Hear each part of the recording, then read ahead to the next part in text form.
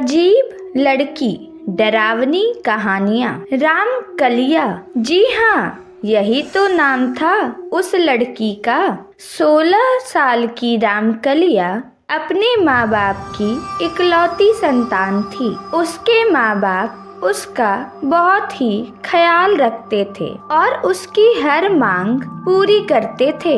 अरे यहाँ तक कि हमारे गांव जवार के बड़े बुजुर्ग बताते हैं कि गांव क्या, पूरे जवार में सबसे पहले साइकिल रामकलिया के घर पर ही खरीद कर आई थी। उस साइकिल को देखने के लिए गांव जवार टूट पड़ा था। रामकलिया उस समय उस साइकिल को लंगड़ी चलाते हुए गड्ढई, खेत खलिहान सब घूम आती थी। रामकलिया बहुत ही नटखट थी और लड़कों जैसा मटरगश्ती करती रहती थी। वो लड़कों के साथ कबड्डी, छिक्का आदि खेलने में भी आगे रहती थी।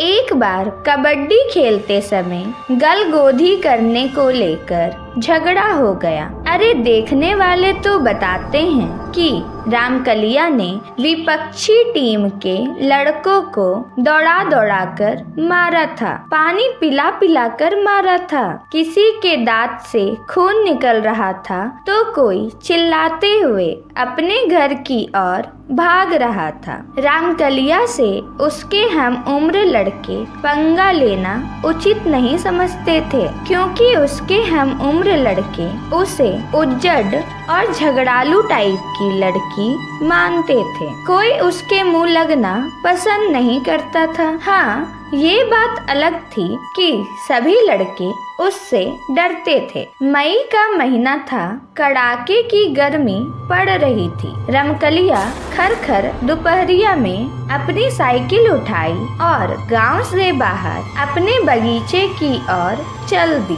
उसका बगीचा धोबरिया गढ़ई के किनारे था। इस बगीचे में आम और महुए के पेड़ों की अधिकता थी। ये बगीचा गांव से लगभग 1 किलोमीटर की दूरी पर था। बगीचे में पहुंचकर पहले तो रामकलिया खूब साइकिल हनहनाई, पूरे बगीचे में दौड़ाई और पसीने से तरबतर हो गई। उसने बगीचे के बीचों बीच एक मोटे आम के पेड़ के नीचे साइकिल खड़ी करके अपने दुपट्टे से चेहरे का पसीना पोंछने लगी। पसीना उसीना पोंछने के बाद पता नहीं रामकलिया को क्या सूझा कि वो उसी पेड़ के नीचे अपना दुपट्टा बिछाकर उस पर लेट गई। बगीचे में लेटे लेटे ही रामकलिया का मन पक्षी उड़ने लगा। वो सोचने लगी कि उसके बाबूजी उसके लिए एक वर की तलाश कर रहे हैं। वो थोड़ा सकुचाई,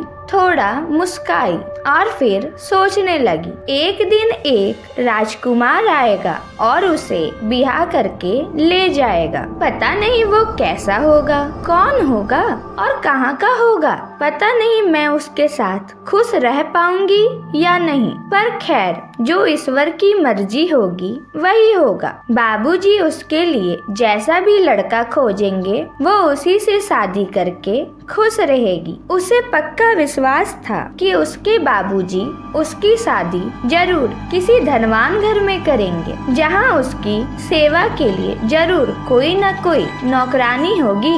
अभी रामकलिया इन सब विचारों में खोई थी कि उसे ऐसा आभास हुआ कि कोई उसके सिर के तरफ बैठकर उसके बालों में उंगली पिरो रहा है। रामकलिया के साथ ऐसा पहली बार नहीं हो रहा था। ये तो आए दिन की बात थी। बकरी, गाय आदि चराने वाले लड़कियां या लड़के चुपके से उसके पीछे बैठकर उसके बालों में उंगली पिरोते या सहलाते रहते थे और रामकलिया भी खुश होकर उन्हें थोड़ा बहुत अपना साइकिल चलाने को देती थी। पर पता नहीं क्यों आज रामकलिया को ये आभास हो रहा था कि उंगली कुछ इस तरह से पिरोई जा रही है कि कुछ अलग सा ही एक अनजान आनंद सा एहसास हो रहा है।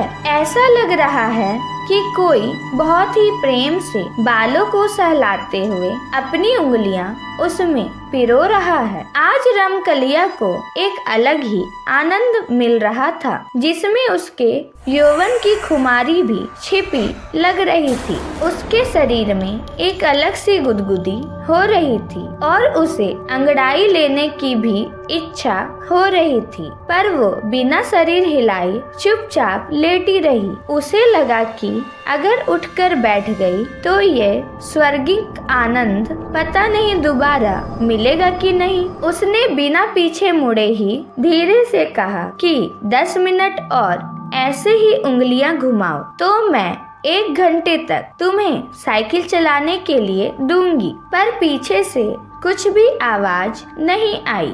फिर भी रमकलिया मदमस्त लेटी रही। उसे हल्की हल्की नींद आने लगी। शाम हो गई और रमकलिया अभी भी बगीचे में लेटी थी। तभी उसके बाबूजी की तेज आवाज सुनाई दी। रामकली, बेटी रामकली, अरे कब से यहाँ आई हो? मैं और तुम्हारी माँ कब से तुम्हें खोज रहे हैं। इस सुनसान बगीचे में जहाँ कोई भी नहीं है, तू निडर होकर सो रही है। रामकलिया ने करवट ली और अपने बाबूजी को देखकर मुस्काई। उसके बाबूजी उसे घर चलने के लिए कहकर घर की ओर चल दिए। रमकलिया उठी, साइकिल उठाई और लंगड़ी मारते हुए गांव की ओर चल पड़ी। उस रात पता नहीं क्या हुआ कि रामकलिया ठीक से सो ना सकी। पूरी रात करवट बदलती रही। जब भी सोने की कोशिश करती, उसे बगीचे में घटी आज दोपहर की घटना याद आ जाती। वो बार बार अपने दिमाग पर जोर डालकर ये जानना चाहती थी कि आखिर वो कौन था। वो अब पछता रही थी। उसे लग रहा था कि पीछे मुड़कर उसे उससे बात करनी चाहिए थी, लेकिन वो करे भी तो क्या करे। उस अनजान व्यक्ति के कोमल प्यार भरे स्पर्शों से उसे अचानक कब नींद आ गई थी पता ही नहीं चला था। अरे अगर उसके बाबूजी बगीचे में पहुंचकर उसे जगाते नहीं तो पता नहीं कब तक सोती रहती। सुबह जल्दी जगकर रमकलिया फिर अपनी साइकिल उठाई और उस बगीचे में चली गई। सुबह की ताजी हवा पूरे बगीचे में हिचकोले ले रही थी, पर पता नहीं क्यों सरसराती हवा में पत्तियों टहनियों से बात करती हवा में रमकलिया को एक भीनी भीनी मदमस्त कर देने वाली सुगंध का आभास हो रहा था। उसे ऐसा लग रहा था कि आज पवन देव उसके बालों से खेल रहे हैं। वो लगभग 1 घंटे तक बगीचे में रही और फिर घर वापस आ गई। घर आने के बाद रमकलिया पता नहीं किन यादों में खोई रही। उसी दिन फिर से खड़खड़ दोपहरिया में रमकलिया का जी नहीं माना और वो साइकिल उठाकर बगीचे की ओर चली गई। बगीचे में 3-4 राउंड साइकिल दौड़ाने के बाद फिर रमकलिया एक आम के पेड़ के नीचे सुस्ताने लगी। उसे कुछ सूझा। वो हल्की सी मुस्काई और अपने दुपट्टे को अपने सर के नीचे लगाकर सोने का नाटक करने लगी। अभी रमकलिया को लेटे 2-4 मिनट भी नहीं हुए थे कि उसे ऐसा लगा कि कोई उसके बालों में उंगली पिरो रहा है। वो कुछ नहीं बोली, पर धीरे धीरे अपना हाथ अपने सर पर ले गई। वो उस उंगलियों को पकड़ना चाहती थी जो उसके बालों में घुसकर बालों से खेलते हुए उसे एक सुखद आनंद की अनुभूति करा रही थी। पर उसने ज्यों अपने हाथ अपने सर पर ले गई, वहाँ उसे कुछ भी नहीं मिला। पर ऐसा लग रहा था कि अभी भी कुछ उंगलियाँ उसके बालों में खेल रही है। रमकलिया को बहुत ही अचंभा हुआ और वो तुरंत उठकर बैठ गई। पीछे सर घुमाकर देखी तो गजब हो गया, पीछे कोई नहीं था। उसे लगा कि शायद जो था वो इस पेड़ के पीछे छिप गया होगा। पर फिर उसके मन में एक बात आई कि जब वो अपना हाथ सर पर ले गई थी तो वहाँ कुछ नहीं मिला था। फिर भी बालों में उंगलियों के सुखद स्पर्श कैसे लग रहे थे। खैर वो उठकर खड़ी हो गई और पेड़ के पीछे चली गई, पर वहाँ कोई नहीं था। अब वो बगीचे के आसपास दौड़ लगाई, पर वहाँ कोई नहीं दिखा। फिर वो अपने साइकिल के पास आई और तेजी से चलाते हुए गांव की ओर भागी। उसे डर तो नहीं लग रहा था, पर कहीं न कहीं एक रोमांचित अवस्था जरूर बन गई थी, जिससे उसके रोंगटे खड़े हो गए थे। आज की रात फिर रामकलिया सो न सकी। आजकल उसे अपने आप में बहुत सारे परिवर्तन नजर आ रहे थे। उसे ऐसा लगने लगा था कि अब वो विवाह योग्य हो गई है। वो बार बार शीशे में अपना चेहरा भी देखती। अब उसमें थोड़ा शर्माने के गुण भी आ गए थे। बिना बात के कुछ याद करके उसके चेहरे पर एक हल्की मुस्कान फैल जाती। पता नहीं क्यों उसे लगने लगा था कि बालों से खेलने वाला कोई उसके गांव का नहीं, अपितु कोई दूसरा सुंदर युवा है, जो प्यार से वशीभूत होकर उसके पास खींचा चला आता है और चुपके से उसके बालों से खेलने लगता है। फिर उसके दिमाग में कांधा की जो भी है वो बहुत शर्मीला और साथ ही फुर्तीला भी, क्योंकि पता नहीं कहाँ छूमंतर हो गया कि दिखा ही नहीं। रामकलिया के दिमाग में बहुत सारी बातें दौड़ रही थी, पर सब सुखद एहसास से भरी, रोमांचित करने वाली ही थी। अब तो जब तक रामकलिया अपने बगीचे में जाकर 1-2 घंटे नहीं लेटती, तब तक उसका जी ही नहीं भरता। रामकलिया का अब प्रतिदिन बगीचे में जाना और एक अलौकिक प्रेम की ओर कदम बढ़ाना शुरू हुआ। एक ऐसा अनजाना नासमझ प्रेम जो रामकलिया के हृदय में हिचकोले ले रहा था। वो पूरी तरह से अनजान थी इस प्रेम से, फिर भी हो गई थी इस प्रेम की दीवानी। पहली बार प्रेम के इस अनजाने एहसास ने उसके हृदय को गुदगुदाया था, एक स्वर्गिक आनंद को उसके हृदय में उपजाया था। एक दिन सूर्य डूबने को थे। चरवाहे अपने गाय भैंस बकरियों को हाँकते हुए गांव की ओर चल दिए थे। अंधेरा छाने लगा था। ऐसे समय में रामकलिया को पता नहीं क्या सूझा कि वो अपनी साइकिल उठाई और बगीचे की ओर चली गई। आज उसने बगीचे में पहुंचकर साइकिल को एक जगह खड़ा कर खुद ही पास में खड़ी हो गई। उसे कुछ सूझ नहीं रहा था। उसे पता नहीं क्यों ऐसा लग रहा था कि कोई तो है जो अभी उसे उस बगीचे में बुलाया, और वो भी अपने आप को रोक न सकी और खींचते हुए इस बगीचे की ओर चली आई। 2-4 मिनट खड़ा रहने के बाद रामकलिया थोड़ा तन गई। अपने सुकोमल हृदय को कठोर बनाकर बुदबुदाई, अगर ये कोई इंसान ना होकर भूत निकला तो? खैर जो भी हो, मुझे पता नहीं क्यों इस रहस्यमयी जीव से मुझे प्रेम हो गया है। भूत हो या कोई देवी आत्मा, अब तो मैं इससे मिलकर ही रहूंगी। इंसान को अपना बनाता है। मैं अब इस देवी आत्मा को अपना हमसफर बनाऊंगी। देखती हूँ इस अनजाने अनसमझे प्यार का परिणाम क्या होता है। अगर वो इंसान नहीं तो कौन है और किस दुनिया का रहने वाला है? कैसी है उसकी दुनिया? ये सब सोचती हुई रामकलिया अपने साइकिल का हैंडल पकड़ी और उसे डुगराते हुए बगीचे से बाहर आने लगी। अब बगीचे में पूरा अंधेरा पसर गया था और साथ ही सन्नाटा भी। हाँ, रह कर कभी कभी गांव की ओर से कोई आवाज उठ आती थी। ऐसे समय में रामकलिया को पता नहीं क्या सूझा कि वो अपनी साइकिल उठाई और बगीचे की ओर चली गई। आज उसने बगीचे में पहुंचकर साइकिल को एक जगह खड़ा कर खुद ही पास में खड़ी हो गई। रात को रामकलिया अपने कमरे में बिस्तर पर करवटें बदल रही थी। नींद उसकी आंखों से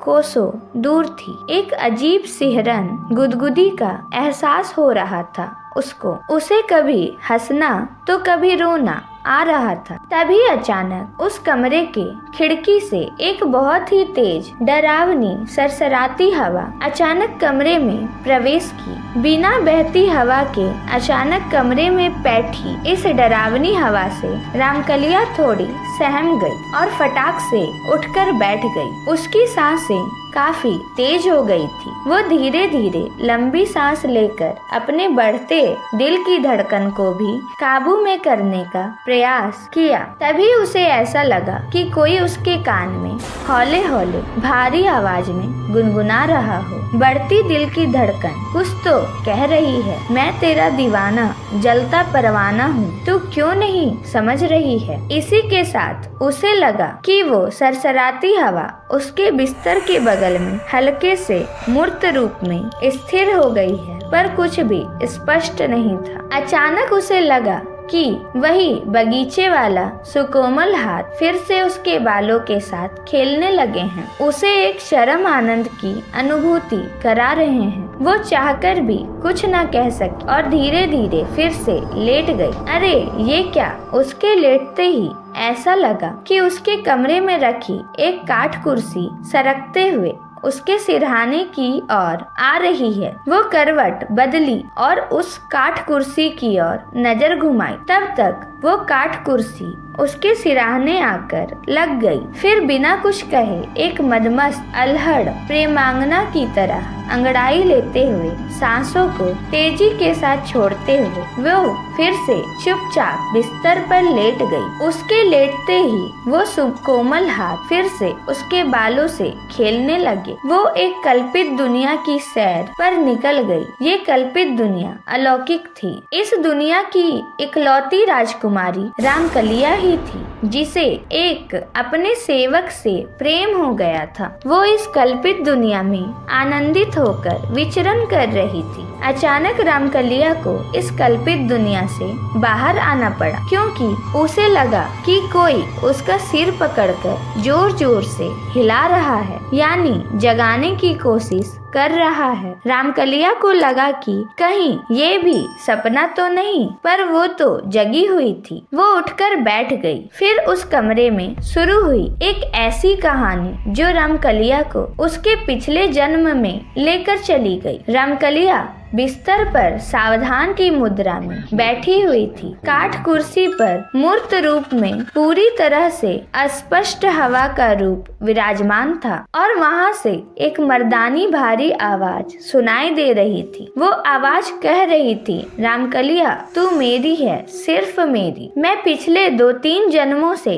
तुझसे प्रेम करता आ रहा हूँ। मैंने हर जन्म में तुझे अपनाने के लिए कुछ न कुछ गलत कदम उठाया है, पर इस जन्म में मैं तुझे सच्चाई से पाना चाहूँगा। वो आवाज आगे बोली, याद है पिछले जन्म में मैं भी तुझे अतः प्रेम करता था, पर तू मेरे प्रेम को नहीं समझ सकी और मैं भी बावला पागल तुझे पेड़ से धक्का दिया था। रामकलिया गांव की गोरी थी और उसे एक भेड़िहार का लड़का अपनाना चाहता था, पर रमेशरा के पिता द्वारा मना करने पर उस भेड़िहार पुत्र ने आत्महत्या कर ली थी और प्रेत हो गया था। बाद में वही प्रेत रमेशरा को ओल्हा पाती खेलते समय धक्का दे दिया था और वही रमेशरा अब रामकलिया के रूप में फिर से पैदा हुई थी। मैं वही हूँ, पर अब बदल गया हूँ। भले मैं आत्मा हूँ, एक प्रेत हूँ, पर अब मैं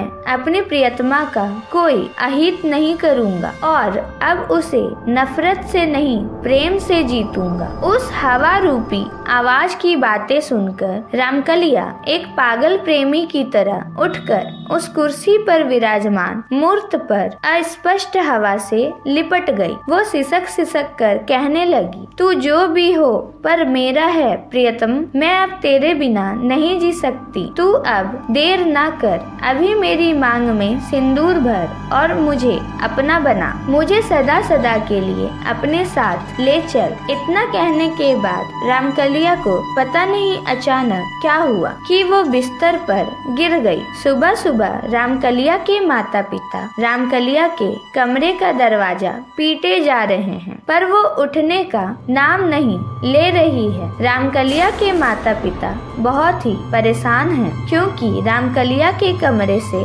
कोई सुगबुगाहट नहीं आ रही है। आसपास के कुछ लोग भी एकत्र हो गए हैं। सब चिल्ला चिल्ला कर रामकलिया को जगाना चाहते हैं। अंततः रामकलिया के माता पिता ने कमरे के दरवाजा तोड़ने का फैसला किया, क्योंकि वे अब किसी अनहोनी की आशा में पीले पड़ते जा रहे थे। लकड़ी के दरवाजे पर कसकर एक लात पड़ते ही अंदर से लगी उसकी किल्ली निकल गई और भड़ाक से करके दरवाजा खुल गया। दरवाजा खुलते ही रामकलिया के माता पिता रामकलिया को बिस्तर की ओर भागे। साथ में आसपास के कई लोग भी थे। रामकलिया के कमरे का हुलिया पूरी तरह से बदला हुआ था। कमरे में एक अजीब भीनी भीनी खुशबू पसरी हुई थी और साथ ही रामकलिया के बिस्तर पर तरह तरह के फूल बिछे हुए। पास पड़ी कुर्सी पर सिंधारे का एक डिब्बा पड़ा हुआ था और ऐसा लग रहा था बिस्तर पर रामकलिया नहीं, कोई नवविवाहिता लाल साड़ी पहनकर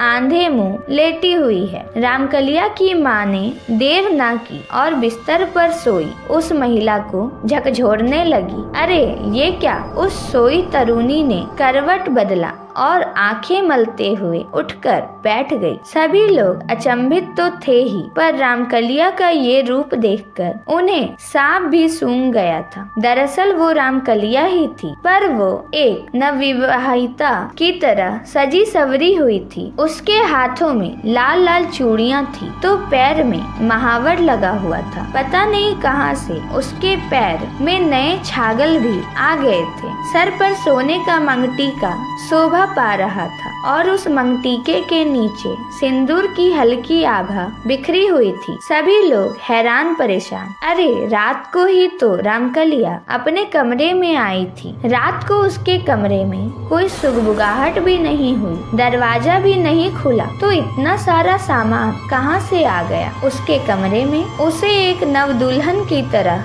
कौन सजा गया था? क्योंकि उसको जिस तरह से सजाया गया था उससे ऐसा लग रहा था कि कोई 8-10 महिलाओं ने 2-4 घंटे मेहनत करके उसे सजाया है। रामकलिया के माता पिता परेशान थे कि उनके घर में इतना कुछ हो गया और उनके कान पर जू तक नहीं रही। रामकलिया बिस्तर से उठी। उसके चेहरे पर हल्की सी मुस्कान थी। वो अपने कमरे में स्तब्ध खड़े लोगों, विशेषकर अपने माता पिता की ओर देखने लगी। वो धीरे धीरे चलकर अपने माता के पास गई और उनके गले लग गई। उसने कहा कि माँ, मैं अब विवाहिता हूँ। इसके बाद भी उसकी माँ कुछ बोल ना सकी। सभी लोग आश्चर्य में डूबे। धीरे धीरे ये बात गांव क्या पूरे जवार और जिले में फैल गई। लोग रामकलिया के गांव की तरफ आते और सच्चाई जानने की कोशिश करते, पर गांव के लोगों की सुनी बातों पर अविश्वास से सिर हिलाते चले जाते।